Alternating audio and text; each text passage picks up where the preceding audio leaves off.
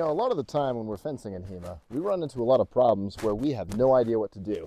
We both plant, we place our swords in front of each other, and then we just kind of hang out here until somebody does something. Let's talk about how to get out of that. So before we begin, I'm introducing my new outfit. This was made for me by lovely Nate Skaldhjarta. Here's his name over here. You can see we have a 14th century, beautiful Italian condottieri, high status merchant mercenary kit. This is all entirely designed and handmade by him, including the hat and everything. Today I'm wearing my lovely historical Crocs. So once those pop up, you'll see them on the channel. But this is going to be the new outfit for the whole of the channel. That way we can have a more authentic look. This right here is the VB Italian fetter. So this is very similar to what people would have been practicing longsword with during the 14th and 15th centuries. This is based on a museum example. Don't exactly know where, but that is the VB Italian made by Victor Berbekutz in Hungary. So we're going to start by talking about, when we're both meeting our opponent, we both have a long guard out, we're probably dancing back and forth, and some different ways to get around it. Today we're going to be discussing some of the German techniques that revolve around this. Now, those of you who are very familiar with these German techniques will recognize the term Ablaufen and Abnehmen. We're going to start with Abnehmen and then move to Ablaufen later on. All right.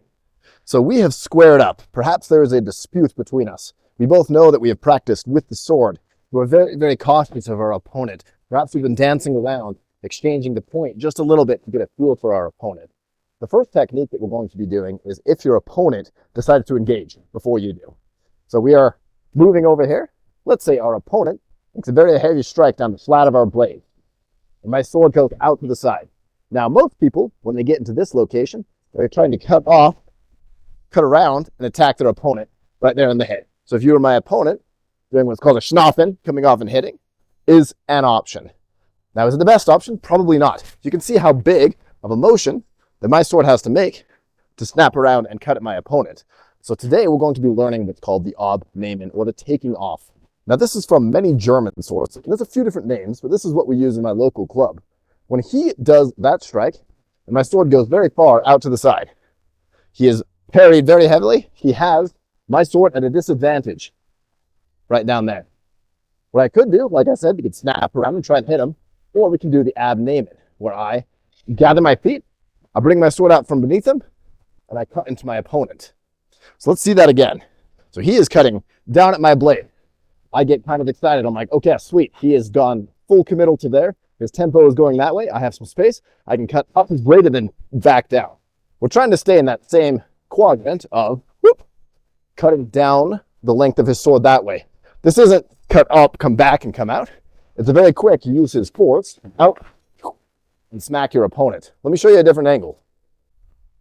All right, so you are still my opponent, but you're seeing me from over there, so ignore that. So my opponent, you, are cutting down my blade to try and deflect it out to the side. You have fully committed to that. I need to take off my sword, the Ab, and then the Nehmen, taking off. So taking it off down the length of the blade and striking right back down through that same length. If your opponent is committing very heavily, that strike is going to be very, very fast. Now, I did use this in the tournament at SoCal. I'll see if I can find that footage. But my opponent is much bigger, much scarier than I am. So he would go for those super, super deep, long thrusts, where he would be stepping from very far out of range, and then all of a sudden, sword comes up and he dives down trying to hit you. The way that I was able to defeat that, beating his sword, he has to gain an advantage, otherwise I'm going to cut at him. He cuts down my blade, and I'm able to do that very, very quick return and strike. That is the Abnehmen. Now we're going to be looking at the Ablaufen. It's working in the same kind of bind structure where we're both middle on middle. None of us really have an advantage.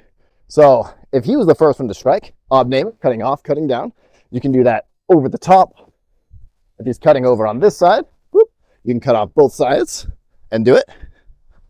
We're going to be looking now at the Ablaufen. This is if I want to be able to make that strike first. So rather than waiting for my opponent to react, there's two things that I can do. And the easier one is going to be doing it on this side, so on your outside line. Our swords meet right here, and I strike with my false edge coming down over his sword. So you can see we're in a very similar state, and I can cut up that sword right into those vulnerable areas of the upper head. So that is one, sword's middle on middle. I can wrench down and cut at my opponent. Now it works on both sides. This side I find to be a little bit easier when we're both on the inside line or both on each other's outside rather than middle on middle. What you can do is you can cross your arms right there. Oh, I did it wrong. You meant to do this with your false edge. So down like that, you can see I have the advantage over a sword, and then stepping through, I can make that strike. Now, if I'm really fast, what I can do is before he notices, maybe he gets distracted for a second, he gives me the tempo, I 1, 2, and then I can run off. That way he can't strike me. And ideally, when you're doing this technique, you're going to be way over there by the time he knows he's even been hit. So let's see that again from a different angle. If I'm fighting a right-handed opponent, it's probably going to be easier doing this with my false edge down on this side. So I will show you as if I am fighting a right-handed opponent, which is going to be your most common opponent in any fighting scenario. I take it, I wrench with my false edge down. This puts my true edge on line, and I'm angling my true edge up towards my opponent so I can make that very swift follow-up attack, swinging upwards into my opponent before he has a chance to react. And then, if I can make that strike, I can disable my opponent. Almost certainly this sword over here is going to be coming back down, so I need to take it and cover whatever he's going to be doing, or I need to be running off.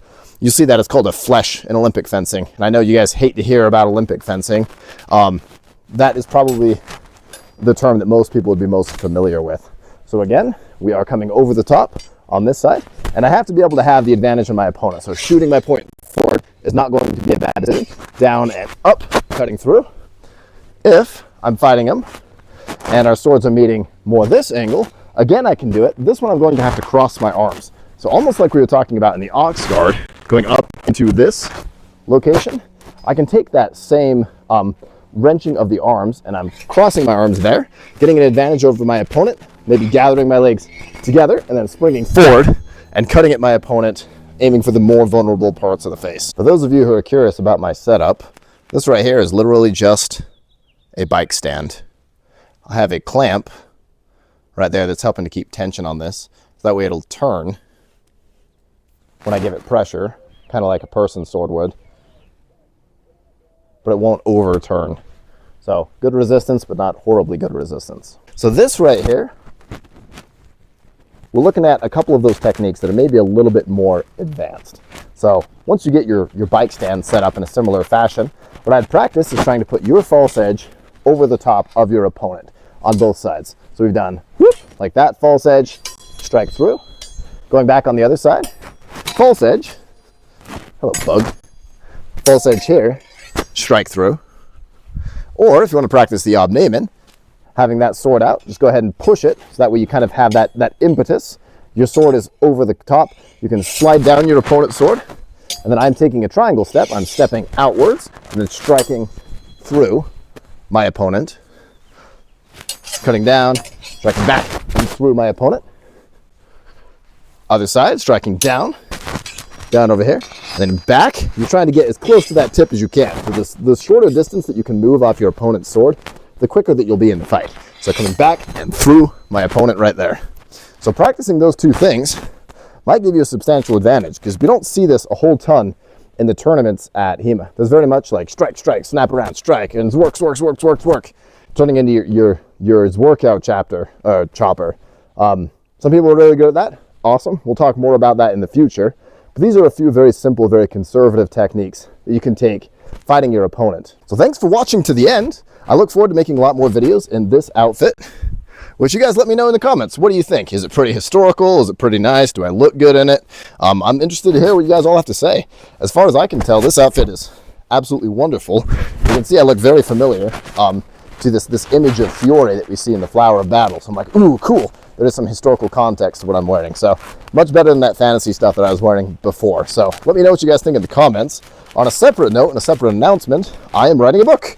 It is going to the publisher right now, and we're currently going through doing developmental edits. So I'll let you know more about that in the future. But if you would like to pre-order a copy of the book without knowing anything about it at this stage, go ahead and email here, and I'll go ahead and put you on a pre-order list, and we'll give you a lot of information as everything goes.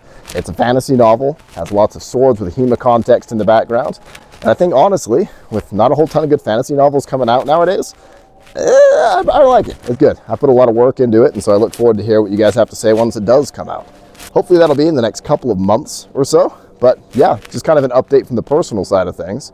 So again, thank you for watching to the end. Feel free to support the channel by liking and subscribing, sharing it with your friends, and let me know what your different translations of Ablaufen and Abnehmen are. So that way we can kind of compare different interpretations, and we'll go from there.